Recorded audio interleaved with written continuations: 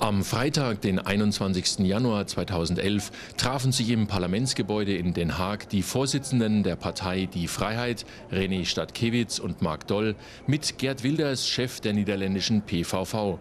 Am Rande der dreistündigen Gespräche gab Geert Wilders PI ein exklusives Interview. Geert Wilders, you are now with your political party PVV, the third strongest party in the Netherlands, and you are indirectly involved in the government. Do you think your Islam critic positions are now gaining ground as well as on the government side and in the population? Well, yes, indeed, we are the third biggest party today. In the polls, we are even the second party now. We only grew in popularity since the last elections. And that is because our program, the program of the government, and as you know, the government can only exist with our help. There are very tough measures to beat the immigration, to beat the asylum influx in the Netherlands.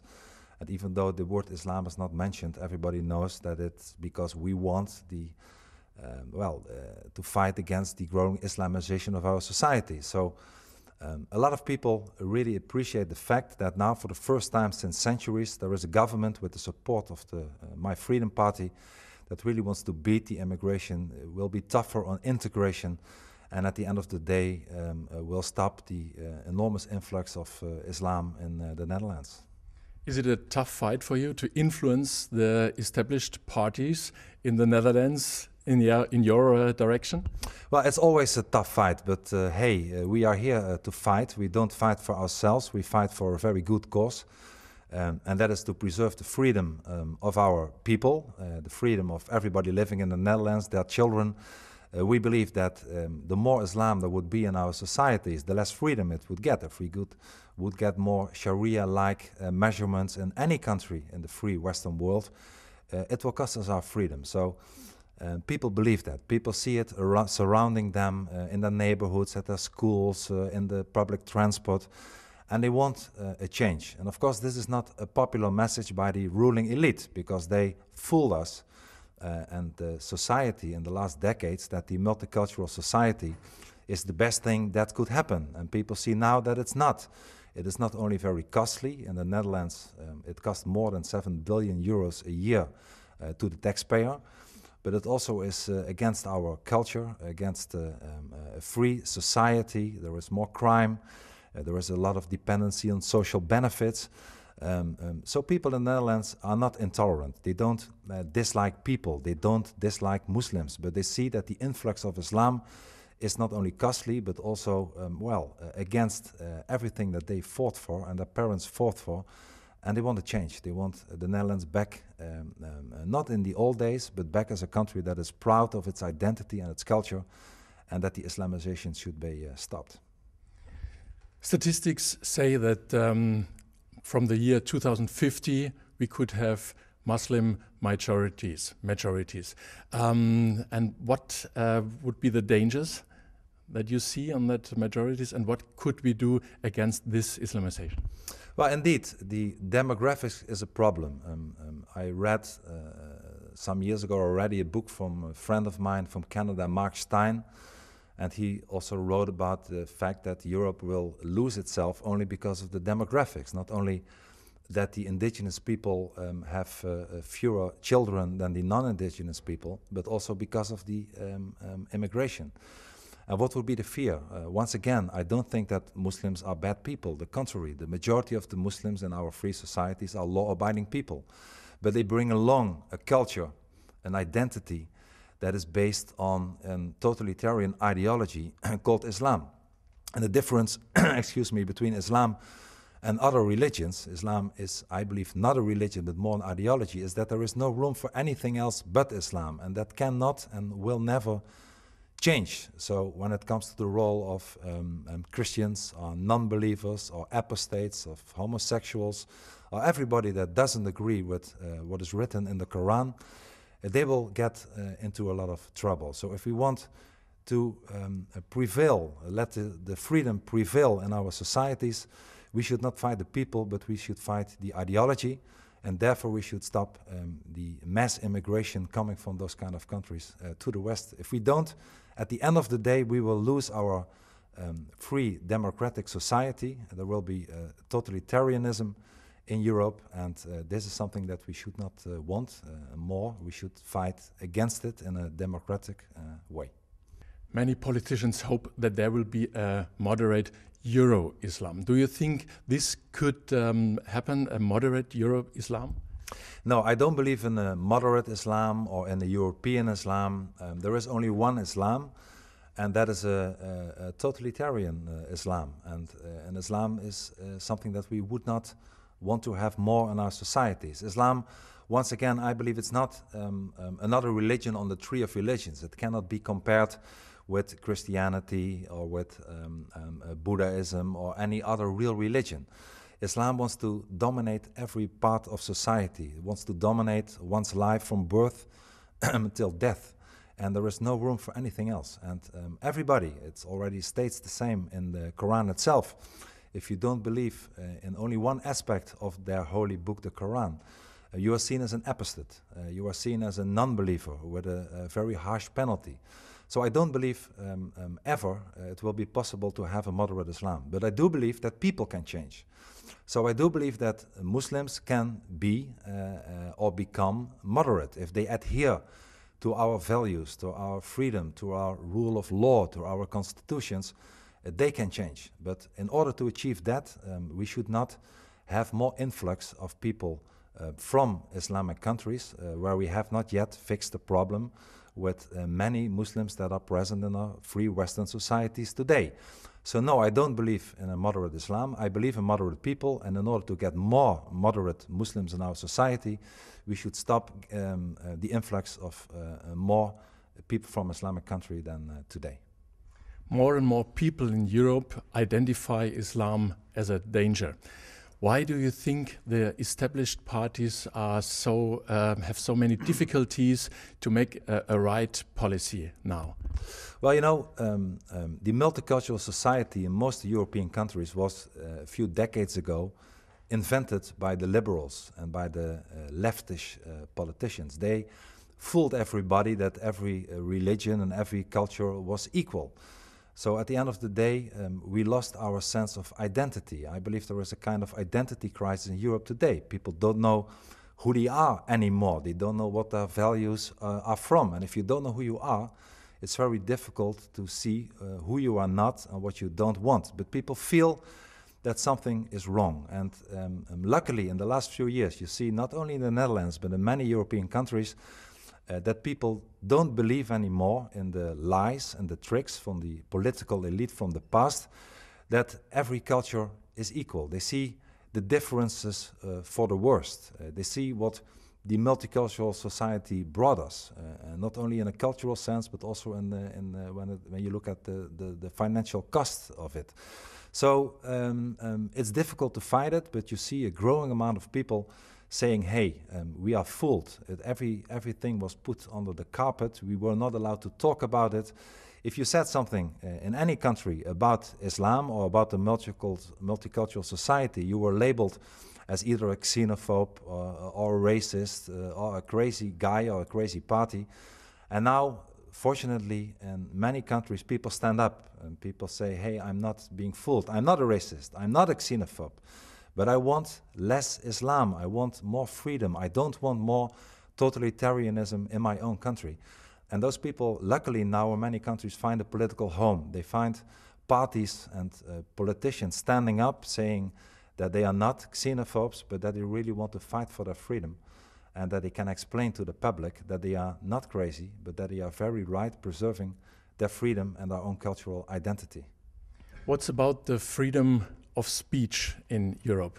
You are on trial because you were talking about Islam very frankly. Elisabeth Sabadic-Wolf is in Austria on trial, and there's a new European law about free speech, about religions. Do you think there's growing movement to reduce the freedom of speech in that direction? Yes, unfortunately, this is very true. And one of the very wrong things is, for instance, the United Nations, and certainly the General Assembly of the United Nations, where the OIC, the Organization of Islamic Conference, makes a lot of mess with resolutions that go directly against anybody criticizing Islam. And unfortunately, you see that not only on a European level, but also on many national levels, that countries subscribe to that the old multiculturalists try, now they cannot silence the people by voting, that they try to silence the people by laws and by courts. And instead of having an open and transparent political discussions, either in society, in newspapers, on television, or in parliaments, you see now that people, whether they are politicians like myself, or journalists, or activists, or people who are really very brave to speak out against the Islamization, that they are now, well, being taken to court, and that countries are enacting to certain laws that are exactly against the freedom of speech. And I always say, well, if you would have criticized, either it's myself or anybody else, Christianity, all those things would not have happened. But because we criticize an ideology that is unfortunately very powerful in the international arena, you see now that governments give in, either for economical reasons, for multicultural reasons, for any reasons they find possible. But at the end of the day, it will not work. I see it as one of the last resorts of many governments to silence the public and the politicians and the journalists and the intellectuals, but they will not achieve it. It will fail at the end of the day. In Germany, we have a new party now. It's called Die Freiheit. René Stadtkewitz left his former party, CDU. Do you see some parallels? You left your party, VVD, 6 years ago, made the new party. And do you think they have chances to get success in Germany? Well, I certainly hope so. He certainly deserves it. I believe René Stadtkewitz is a real political hero, not only in Germany, but also in the rest of Europe. We need politicians like René Stadtkewitz in any country in Europe to stand up in a decent way, but in a strong way. René Stadtkewitz, as I know him, he is like myself, if I may add. He's not a crazy guy. He's not a xenophobe or racist, but he stands up for the things he believes in. He stands up to fight for the German people in a very strong way. His party is not for no reason called the Freedom Party, and he wants Germany to stay a free country, and he is also being very critical, as I understand it, of the multicultural society. And I hope very much, and if I can help in any possible way, I of course will do that, that in Germany now today, a politician like René Stadtkewitz will be successful. Of course, first later this year in the elections in Berlin, which is very important. It's the capital of your country, but I hope so, and I'm very confident he also has a very good chance later in the national elections to be an alternative for the existing parties that did not do their job, ignored the problems of the people, said that Islam is just one of the guys. Well, here's Mr. Stadtkewitz standing up and saying, this is all not true. I am a politician who really speaks out for the public and wants to defend the freedom of the German people. So I'm confident, and I met him several times, that he will be very successful in the elections. In October, you've been in Berlin and you hold a speech there. What do you think about that meeting? Could it be a starting point for the Islam critical movement in Germany? Well, my role is only a very modest one. I was invited by René and I was very proud to be there. But René will be the starting point for the change in Germany. That's what I hope. We saw how popular the book of Mr. Sarrazin in Germany was. You saw that a lot of people woke up when they read that book, and you saw that many people are eager for a change. And not only by reading a book, but I believe those people who were very sympathetic to what Mr. Sarrazin wrote also want a political change. Not only read a book, but also want a political change. And I think that if Mr. Stadtkewitz, René, would be successful in Berlin and in Germany, and I hope and I'm confident that he will, that not I as a Dutch friend, but that he could change a lot of things. And once again, I hope that in many places in Europe, in the past we saw that only ultra-right parties, like in France, the party from now Mrs. Le Pen, or in the United Kingdom, the British National Party, very wrong, ultra-right, sometimes even fascist parties stood up. And there was not really an alternative for the old elite or those kind of parties. And now you see, whether it's Mr. Stadkiewicz in Germany or my party in Holland or the People's Party in Denmark, that normal, intelligent politicians stand up and make a change. And I always say it's not 1 minute over 12 yet, but it's 5 minutes to 12. We don't have so much time left. And this is the time for people to stand up and for other people to vote for those kind of parties. And I'm sure that it will bring a change. You said it's 5 minutes to 12. We have in more and more cities in Europe quarters where the police does not want to go in. We have Sharia law in some quarters. What do you think should be done there with those people who don't want to live in a democratic state, who want to live in a Sharia state? Well, for me it's very easy. I can give a very short answer. Those people should leave our countries immediately. And if it's not voluntarily, we should make them leave. If people want to implement Sharia, it's the exact opposite as democracy. So you cannot make people leave because they want something. But if they act on it, and it's fortunately still, today still, in many countries, it's forbidden to act according to Sharia. If you want to really act like Sharia, then you commit a crime. In most of the countries it's the case, even though many countries and laws accept it in some way, whether it's Sharia mortgages or halal food or whatever. So I believe that if people, as in many cities in Europe indeed, have their own neighborhoods, commit crimes against the law, against the society, that we should be not tolerant anymore. We have been tolerant for too long in our free Western societies. We should start becoming intolerant to the people who are intolerant to us. So if you commit a crime, whether it's based on Sharia or not, you should be sent packing as soon as possible. And even now in Holland, as you said, we are now part of a, not part of the government, but supporting the government. And we are making laws now that if people commit a crime, if it's not for the first and for the second time, that we will start procedures that you can lose your Dutch nationality and be sent away from the country that you have a double nationality from. And those kind of steps are an important signal to show to all those people who want to implement Sharia that we will not accept it, that we will fight back, and that there is no place in Holland or Germany or France or any other country for anything that has to do with the implementation of Sharia. Once you said the Quran should be banned. How can you justify that? Yeah, well, I'm not it's not my normal thing for me to ask for a banning of the book, of any book. I'm for a free society, but the Quran is something different. And you have to see it in the Dutch context. I don't know how it's in Germany, but in the Netherlands we have banned and outlawed Mein Kampf. So when that happened a few decades ago, you did not hear the left. You did not hear the left shouting that what a shame, Mein Kampf should not be banned. Everybody who is criticizing me now for saying that was silent when a few decades ago the Dutch highest court, the Supreme Court, outlawed Mein Kampf. I believe that if you look at the content of the Quran, the book commits crimes several times on almost every page.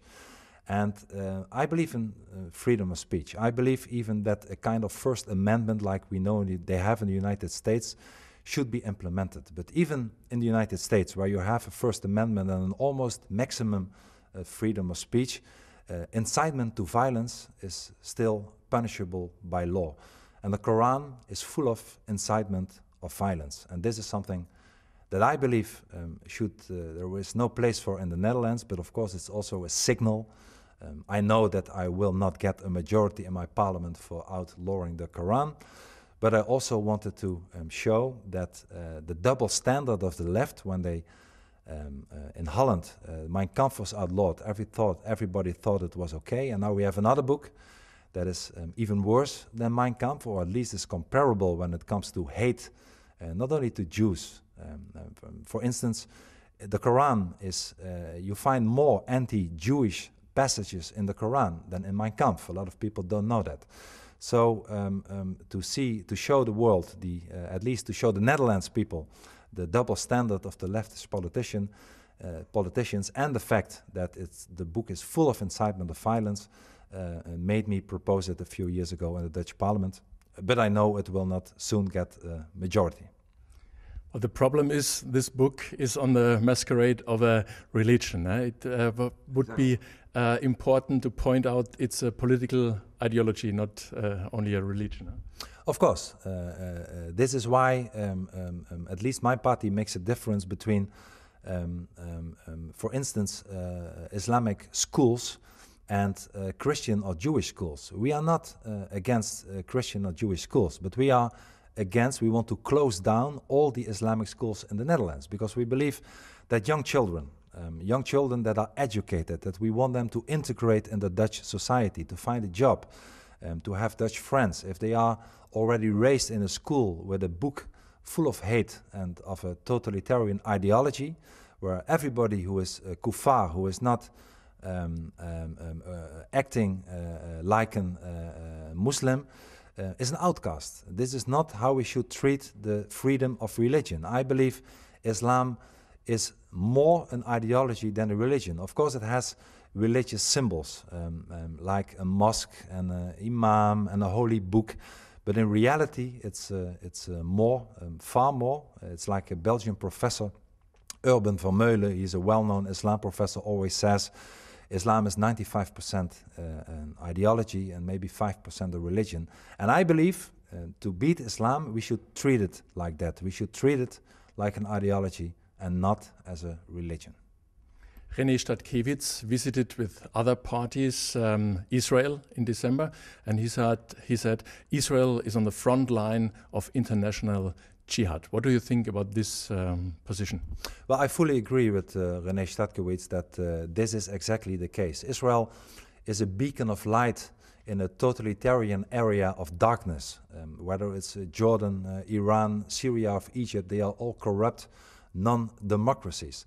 And I believe that the problem, for instance, between the Israelis and the Palestinians, or the Israelis and the Arab world, is not a territorial problem. It's a problem between ideologies. It's a problem between enlightenment and darkness, between freedom and tyranny. And Israel is indeed that beacon of light. If Israel falls, then we will all, at the end of the day, fall. Israel is defending our values, is defending who we are. And if we accept Israel at the end of the day to pay a high price for the Islamic Intifada, we will all pay the price. It's more or less a canary in the coal mine. So we should support Israel. Of course, we can be critical about the policy of Israel, but we should support Israel, I believe, in any possible way. We are all Israel. And I always say that the reason that Dutch or German parents can sleep at night is because Israeli parents lay awake at night because their children are in the army fighting or defending their country against the Islamic Jihad, and their fight is our fight. So at the end of the day, we are all Israel. In Tunisia, there's an actual crisis now, and a religious leader, Mr. Ghanouchi, wants to go back to Tunisia. Do you think it could be a parallel to Iran, where Khomeini went back, and then we have another Islamic radical state? Well, of course, this is the danger. If you look at this, what's happening in Tunisia, first, you can only be positive in a way that a corrupt leader has been sent away. So the first reaction should, of course, be that we all hope that the Tunisian people get a democratic society back in return. But of course the danger is that they get something else in return, that they get the radicals taking over. And that is something that is indeed a very big danger, what is happening. Look at other countries, look at Egypt, or unfortunately, there are many countries in the Middle East where the chances would be that if the terrible dictators that are ruling their countries now would fly away, that they would get something worse in return. So it's very difficult to see what is happening. I'm very happy for the Tunisian people that their leader is gone, but I'm very fearful what we will get in return, and it could be worse. I hope it will be better. You founded the International Freedom Alliance. How is the development in that alliance, and how important is it to get a good support from the USA? Well, the USA is very important, as Europe is very important. But there are many areas in the world, whether it's Kashmir and India, or Nigeria, or Australia, any country that is on the border of the jihad, where they face problems, that there will be an organization that at least is trying to help. That is looking at the grassroots level in every country and supporting them with the message for freedom. And that message is unfortunately a message also very critical about this totalitarian ideology called Islam. So we are working towards the establishment of this organization. I think we are now at the end of the preparation. And then I hope that with websites, with a lot of visits to many countries, to visiting friends and supporting grassroots organizations, because at the end of the day, politicians in every country, like René Stadkowitz in Germany, like myself in Holland, politicians have to do the job. But in order to get politicians elected, you have to get the awareness lifted in many countries, what the real identity of Islam is, what the threat of Islam is. And often, by the way, they already know that. So if we, with this international organization, can support any grassroots organization, and from that maybe political parties can emerge, what once again they have to do themselves, by visiting, supporting in any possible way, speaking about this problem and telling them that they are not alone, and also giving a signal to the Arab world that there is an organization and there are politicians that are fighting back, that are saying enough is enough. If we would achieve only part of that, I would be very proud. Last question, and that's not about Islam, about the European Union. What do you think about the future of this European Union? Could it stay as it is, or should it go back to an alliance of national states with their own currencies and their own freedom? Well, I'm not very positive, and my party is neither, about Europe.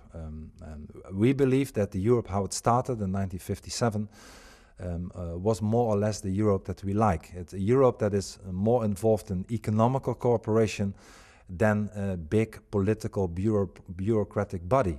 I believe there is not so much support for the political arm of the European Union in many European member states. So Europe should work together economically, maybe even monetarily, if it's still possible with all the problems from Ireland to Portugal.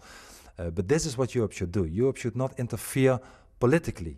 You see nowadays that most laws in the member states are coming from Brussels and Strasbourg, and not from the capitals. And there is very little support for that. So I'm for a stronger nation state, for less integration of Europe. I believe not any member state, not any state should join the European Union. Europe is big enough. Countries like Bulgaria and Romania should even leave Europe. Turkey should never.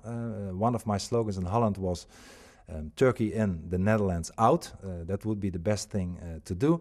Well, and economically it's also a very difficult situation. We so far were against, even though we support the government, we voted against the financial support to countries like Greece and Portugal, because it's ridiculous. We face a lot of problems in Holland. We have to fight the deficit in the Netherlands with 80 billion cuts, and not only on the public expenditure, but also on the normal people. They have to pay a price, and at the same time, we do the most crazy things. We spend, the government wants to spend €500 million to go to fight in Afghanistan. We support with a lot of millions of euros countries like Greece, who messed up, who fooled the rest of Europe.